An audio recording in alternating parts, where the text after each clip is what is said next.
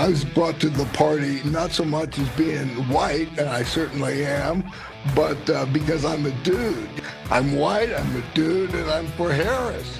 What a variety of whiteness we have here. It's like a rainbow of beige. Yeah, how about that? That's a couple of the dudes, couple of the white dudes for Harris on the call. A rainbow of beige. Are they serious? Do they really believe that what they're saying makes any sense at all? White dudes for Harris. It's a rainbow of beige. Whatever happened to the gorgeous mosaic that is America? That's what I'd like to know.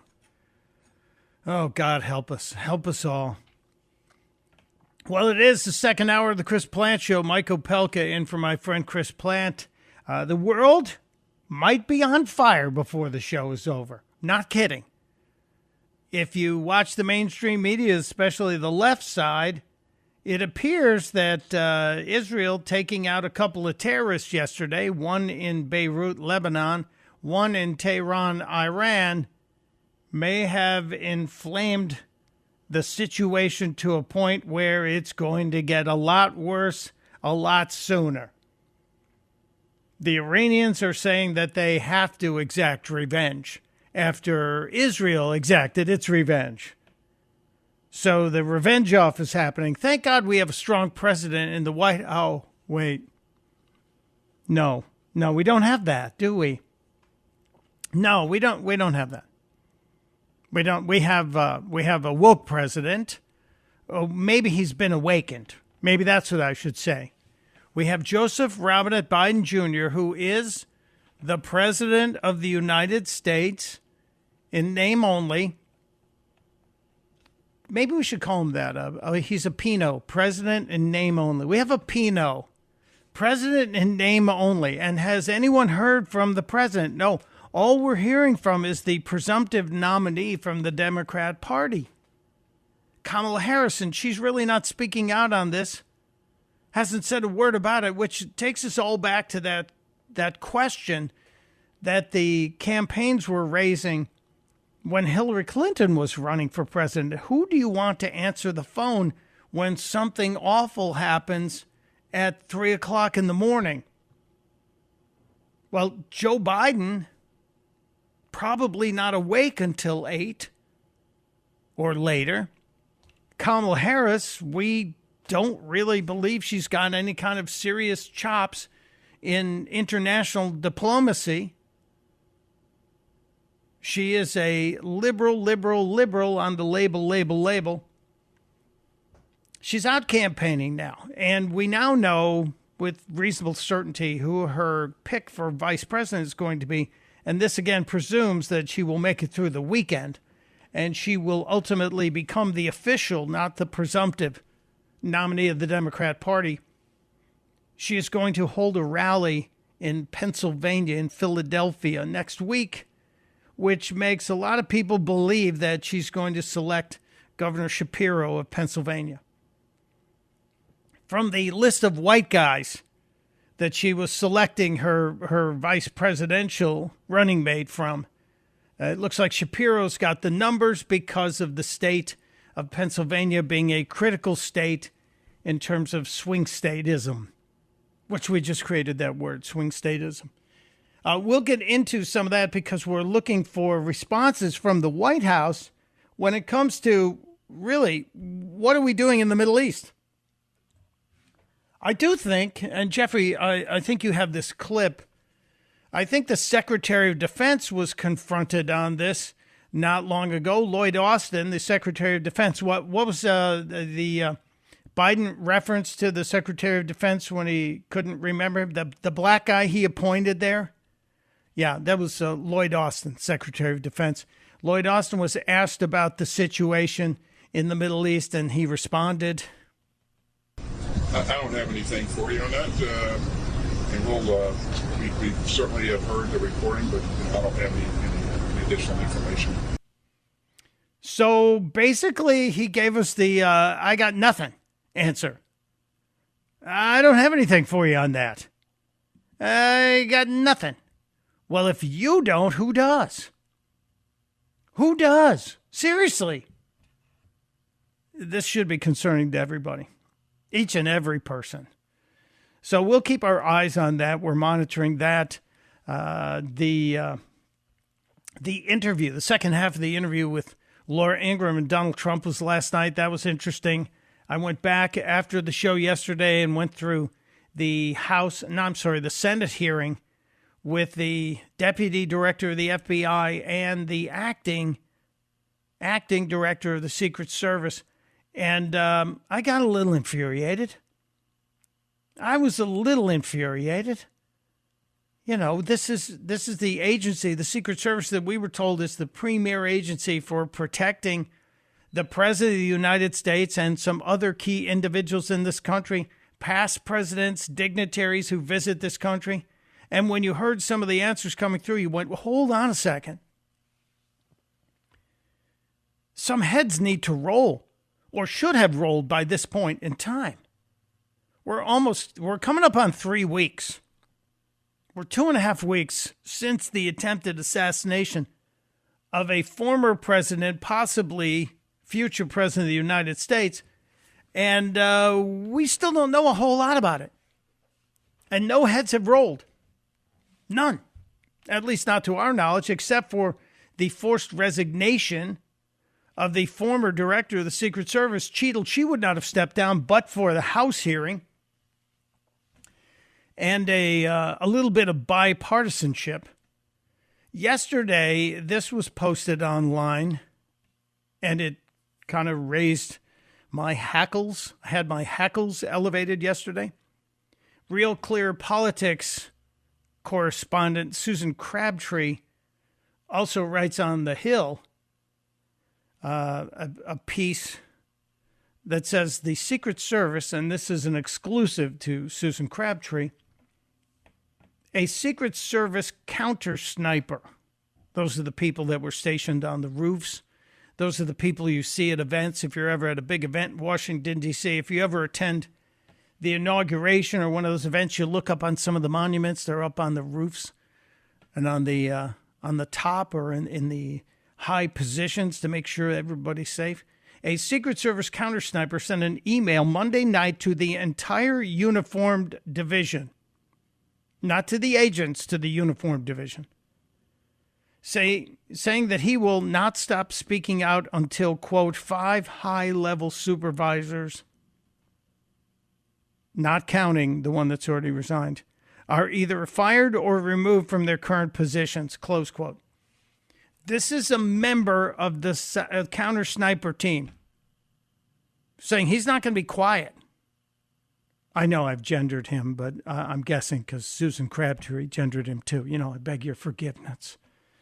Anyway, the counter sniper also said the agency, quote, and he put this in all caps, should expect another assassination attempt, close quote, before November, and complained that he is no longer proud to be a member of the United States Secret Service counter sniper team after leadership failed the officers at the Trump rally in Butler. He added, this agency needs to change. If not now, when? The next assassination in 30 days, you're going to do it then? Are you going to make a change then? He added that, in his words, quote, sadly, we have fallen short for years. We just look good doing it. I've conveyed these thoughts to not only supervisors, but to those responsible for training us, only to be brushed off as those with less experience somehow knew more than me. And those are the words of a member of the counter sniper team. That's got to break your heart. If you've worked so hard and in the law enforcement world to be recognized for your skills with a firearm, to be part of a counter sniper team, only to realize that it's flawed and dangerous now, that we're not doing the job. The full email is posted online. I'm going to repost it on my Twitter X account, Susan Crabtree, with the story Susan Crabtree reporting. It's nice to see this happen from Real Clear Politics.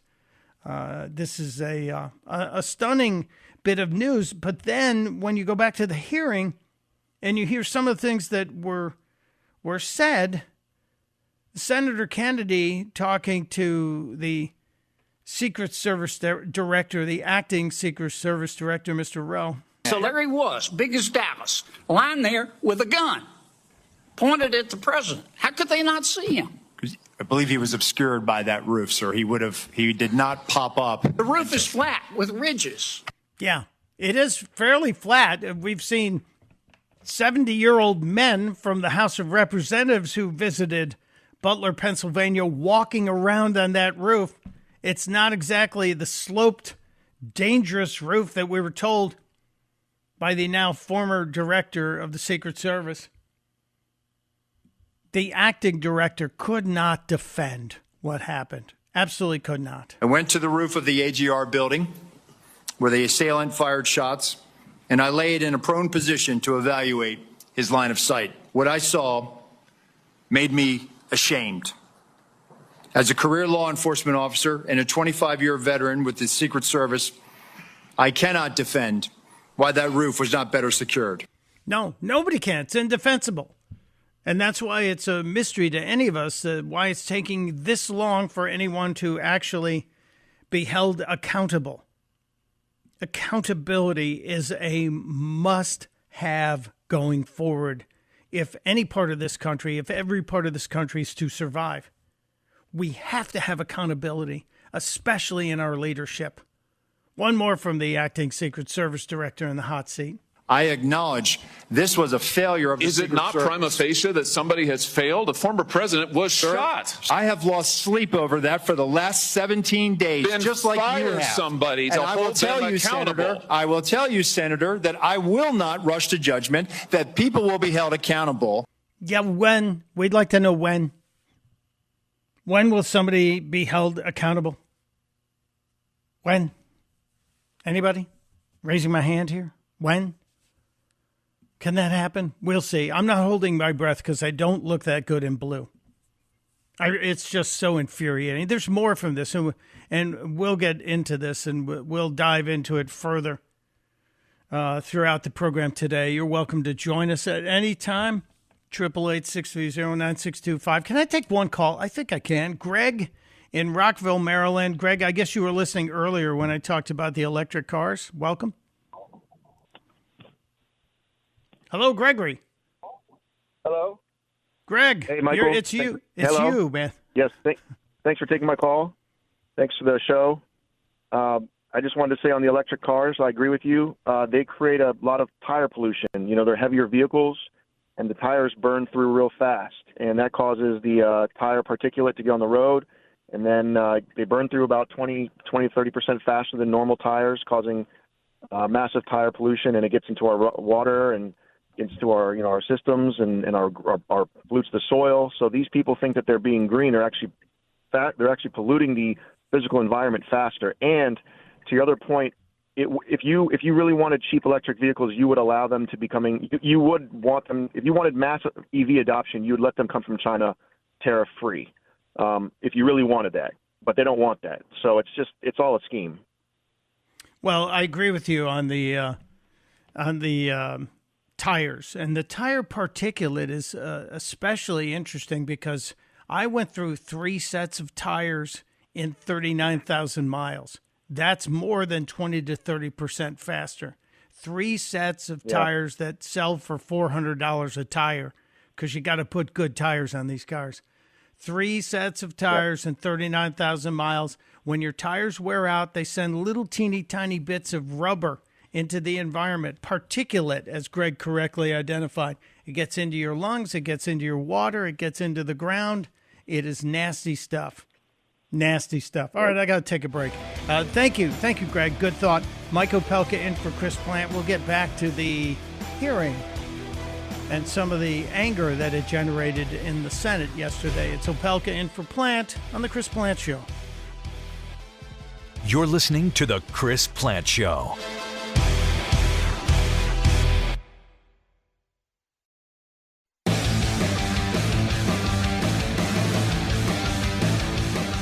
It is the Chris Plant Show on a Wednesday. No mailbag today. No mailbag. Chris will be back next Wednesday, and mailbag will happen Wednesday, so you can start sending questions.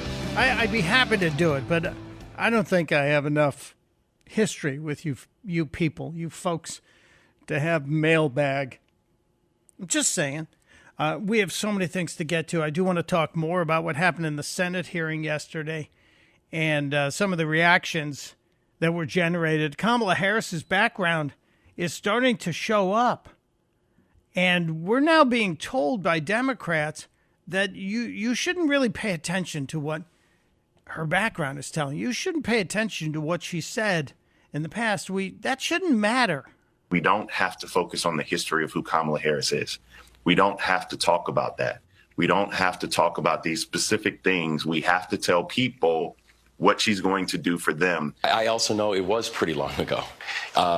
Before that, since then, we've had an entire administration that people have had a chance to see her work. Yeah. Okay. I'm good with that part. We can talk about what she's done in the last 3 years and 7 months. I think that's really fair game.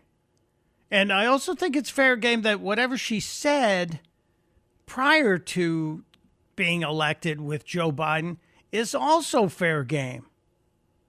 I've said on this program and others in the past that I don't think it's incumbent upon us to go after Kamala Harris on her personal life and some of the choices she made while trying to get a leg up, as it were, in the political structure of California, which led her to national attention. I don't think we should talk about that. I think we should talk about what she said and what she's actually done and the policies she's advocated for. Do you believe in the mandatory buyback of quote-unquote assault weapons? And whether or not you do, how does that idea not go against fundamentally the Second Amendment? Yeah. Great question. I do believe that we need to do buybacks. A buyback program is a good idea. Now, we need to do it the right way.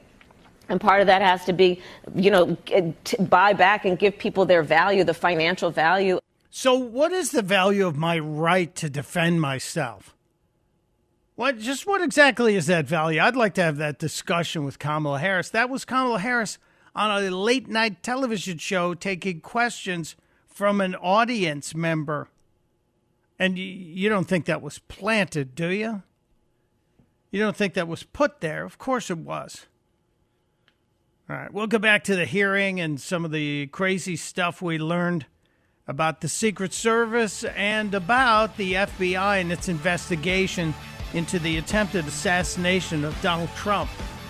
Plus a whole lot more. More of Mr. Trump's interview with Laura Ingraham and a couple of surprises. Mike Opelka in for Chris Plant on The Chris Plant Show. This is The Chris Plant Show.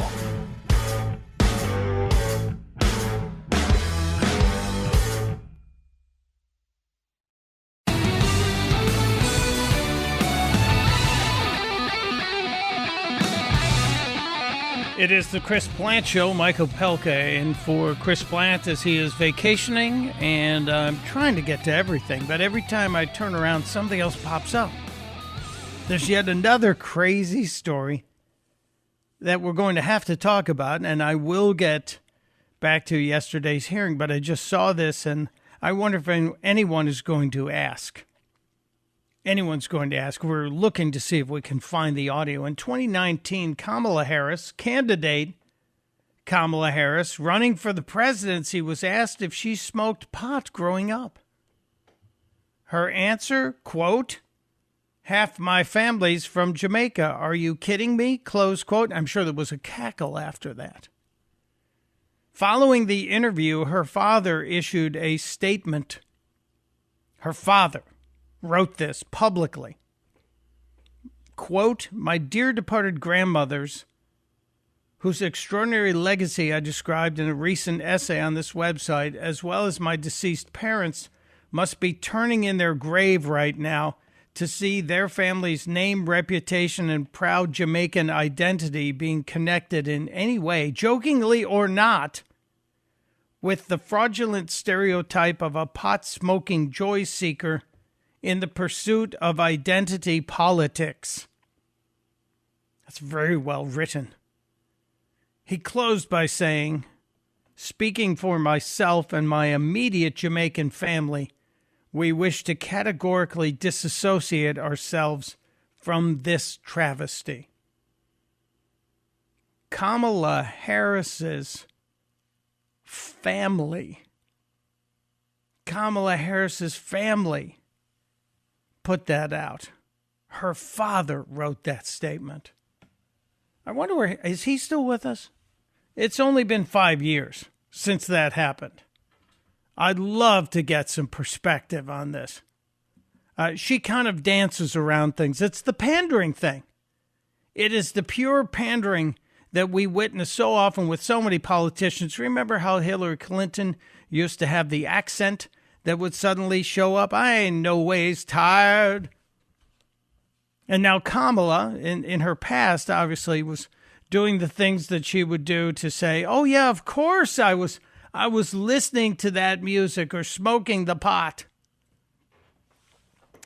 She unveiled her new Southern accent last night in Georgia.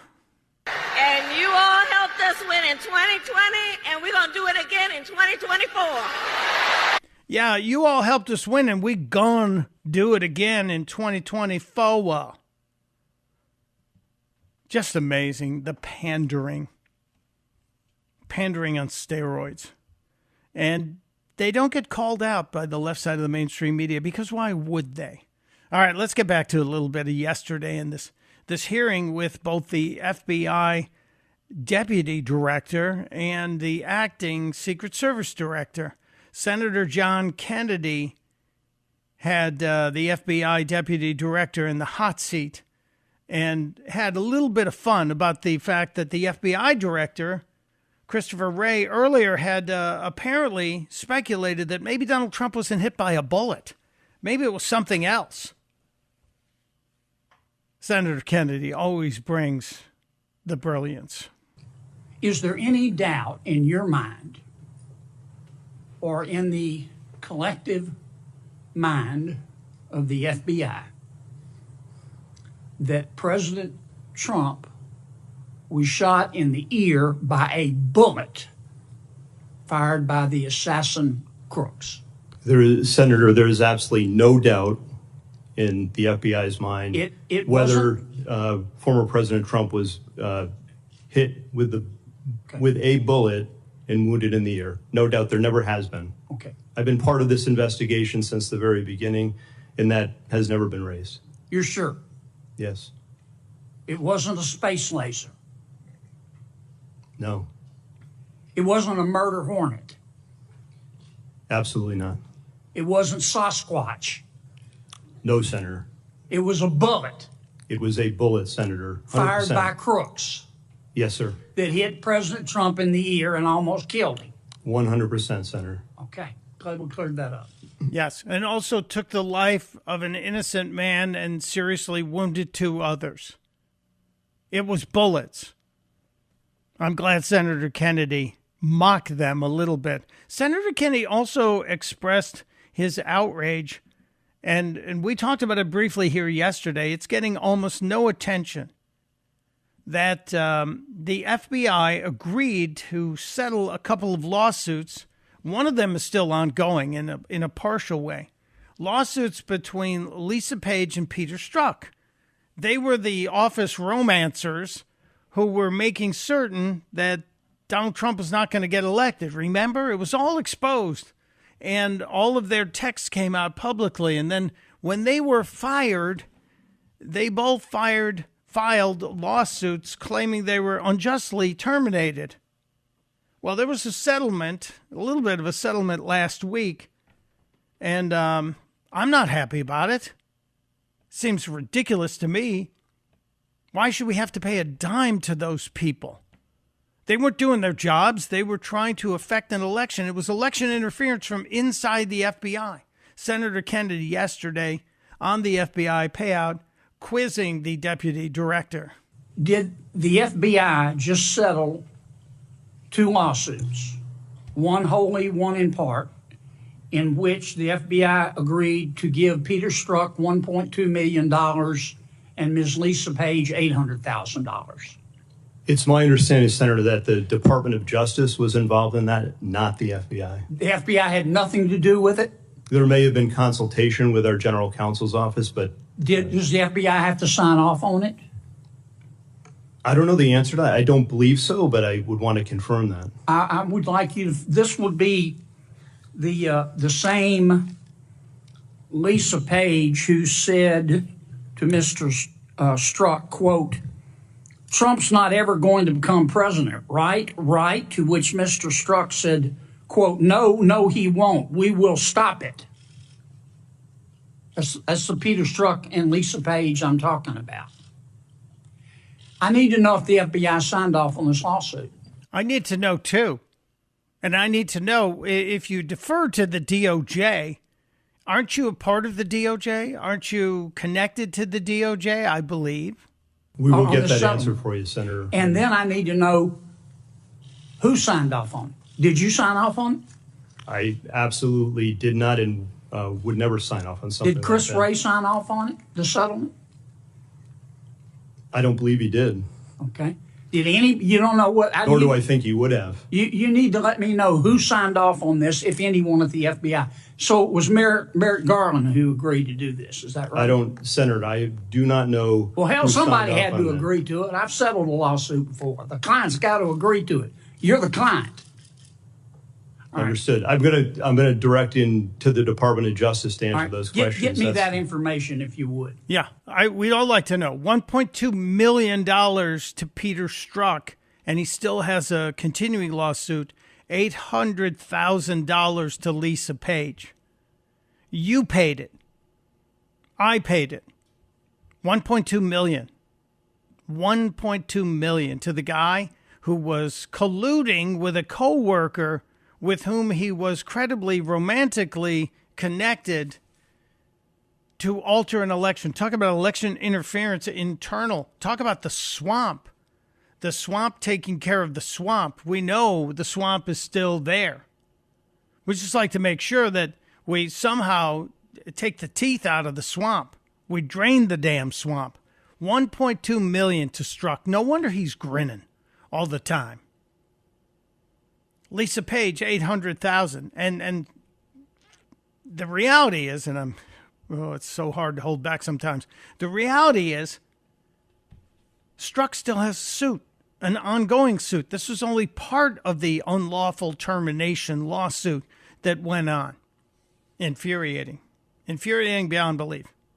Daniel is in D.C., right here in Swampland. Daniel, you are welcome to the Chris Plant Show. Hello, Daniel. Good morning, Mike. Long time Hello, no sir. chit chat with. Yeah, and you're funny. I am near the swamp. I'm actually sitting right on the river right now. I don't know why, and I just want to just go back to the assassination attempt. When I was little, I was told by my parents, "Don't go where you're not wanted." As I got older, if I went to see somebody talk or whatever, and it wasn't a very popular thing, and knowing that there are agitators that are going to be there to try to disrupt things, I'm going to keep my safety first and foremost. And if things get a little too sketchy, I'm going to bail. However, there were people there who saw this guy with a gun, talked to the police, and nothing was done. Now, then, once officers gave each other a boost to see if this guy was actually up on the roof, he points a gun at him. Still, they don't take out their sidearm and fire a couple warning shots so that the president does, or the former president doesn't go on stage. How did he get up on stage knowing that that kid was on that roof? Now, I'm thinking to myself, the Secret Service, Christopher Wray, and everybody isn't answering Hawley's and Comer's questions because they're not asking the right question. And that question is, in my opinion, was this a sanctioned hit? Because nothing else makes sense. They are not saying anything to incriminate themselves because it's going to open a can of worms so huge that it'll fill the swamp. Well, getting back to Strzok. Well, hang on a second. When you say a sanctioned, yeah, go ahead. Daniel, hang on. When you say a sanctioned hit, what are you referring to? Who sanctioned The Democrats couldn't break him. They couldn't bankrupt him. They couldn't put him in jail. They had to kill him. They got to find a way. I'm telling you, they got to find a way to keep Joe Biden from rolling over on Barack Obama, because there's no way Obama didn't know what Biden and his brother and Hunter were doing when Joe was vice president. There's no freaking way. None whatsoever. And even Joe Biden admitted that he's had classified documents since he was a senator back in '72. He admitted it. But yet, they're making this so much about Donald Trump. They don't want Trump in that White House. Again, they had to find a way to get rid of him, and they failed, and nobody, in my opinion, is asking the correct questions. This was an assassination attempt, no doubt, but who's behind it? And that's what they need to start pulling fingernails off to find out. But back to Page and Strzok, the reason why they're paying them off is because they know too much. They're protecting Hillary. Oh, yeah, that's definitely the reason. That's why they offered the lawsuit. Let's shut them up. Let's give them their money. So this was not, was not a lawful termination. This was a payoff for silence, and they probably have enough to write several books if they choose to. Absolutely. I mean, these people aren't saying anything that can get themselves in trouble. They're not. They're getting paid off to shut their pie hole, and Jill had twice the amount of Secret Service protection when she was up in Pennsylvania. The same time Trump was in Beaver County. Come on, man, really? Who wants to go after Jill Biden? Well, Jill was at a dinner event with 400 women. Donald Trump was at an outdoor event with thousands of people. And Jill had more Secret Service protection. So that obviously is a failure. That obviously is a problem. That obviously is a question that needs to be answered. Who was responsible for that? And we didn't get those answers yesterday. We got obfuscation. We got, this is not a democracy, sir. This is not a bureaucracy, sir. No, the Secret Service should be a benevolent dictatorship where the leader is charged with protecting the president and anyone who is in his near area and visiting dignitaries. But we're not getting that. We're getting those answers. They're not going to get those answers because eventually one of them is going to say the wrong thing, and then they're going to let the cat out of the bag. Well, the letter from the counter sniper that was posted yesterday is pretty darn interesting, and we'll see if it opens the doors. I'm a fan of the independent investigation, and on Friday, Daniel, Gerald Posner and Mark Zaid had a co-authored op-ed of all places in the New York Times calling for a 9/11 commission-type independent investigation into this assassination attempt. And I think that's the only way that you get answers out of it. It's got to be, because the Pennsylvania authorities are pushing back on everything that the Secret Service said that they were supposed to do, because they had traffic control duty because they're a small police force.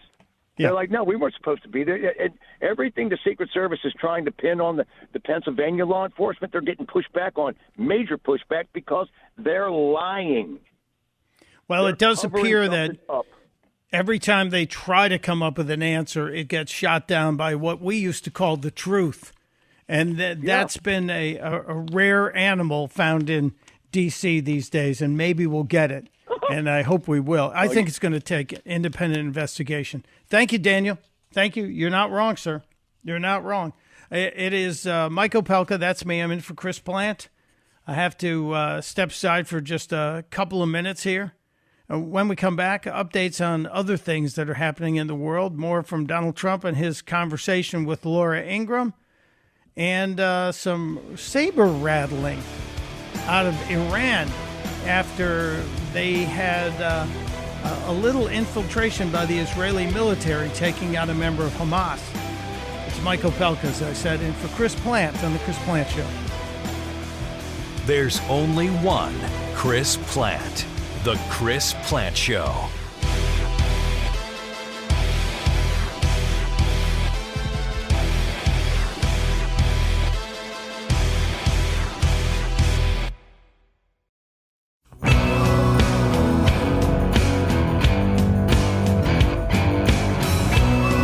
It is the Chris Plant Show. Mike Opelka, that is me, sitting in for my buddy Chris Plant.